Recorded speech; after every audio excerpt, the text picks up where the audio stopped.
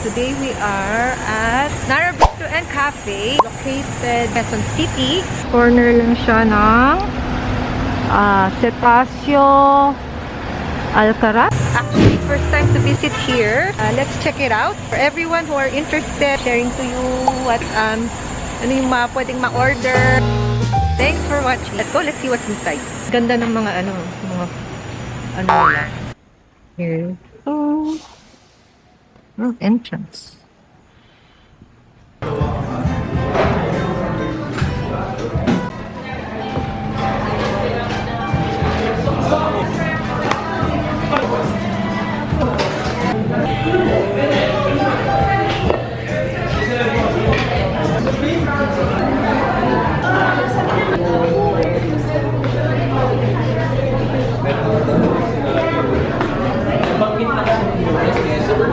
Kaya nga ayaw ko talaga ng group marriage ko lang sa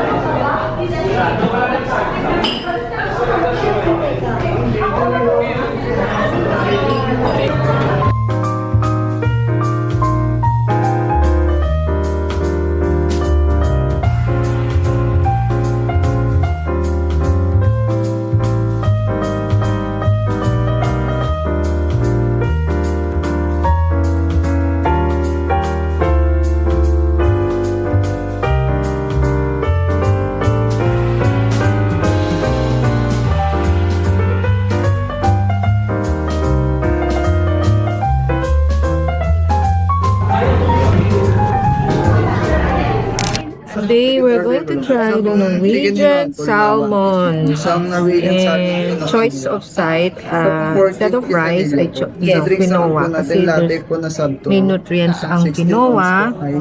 And they have this military matcha that comes with espresso. Yan, sir. Ice Americano. Ice Americano. And this is Ice latte. Ice latte oat milk. Military matcha.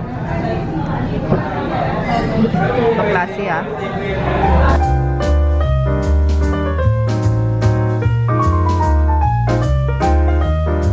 Sir, cheese. 4 cheese po.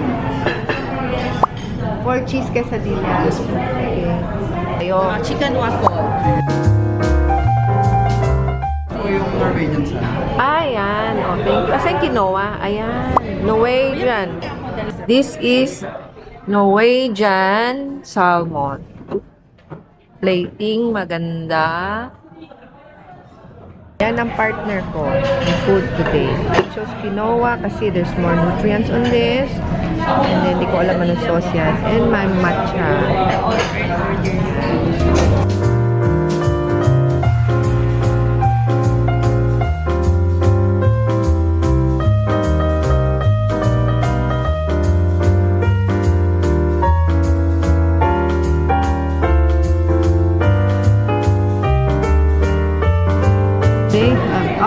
Nakalimutan yata. Call mo lang siya.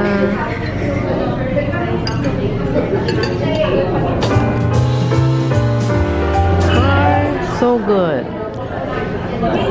Bigyan mo to. Mas magmamatcha.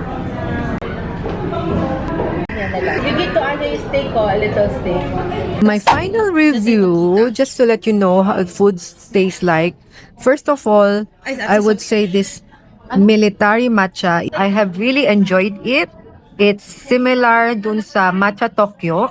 They're both taste same like to my taste buds, and their salmon okay din siya since may nutrients yung yung quinoa. Waffle is also good. Yung quesadillas with 4 cheese is also good. So just eat the right amount of food and then right amount for the tummy. Okay na yun.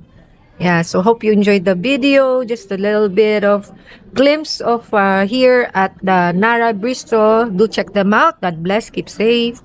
Till next one. Bye.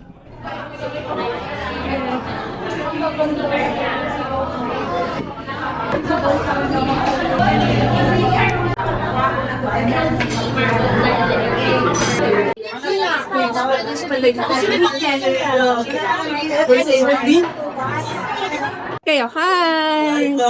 May calling card para alam ko sa... Meron po, ma'am. Ayan. O, lagay ko na lang. Vlogger ka, ma'am. Ha? Teshanti Vlog. Follow natin sila. Anong vlog mo? Follow, sige. Support and follow. They have bags here. 250. Naku.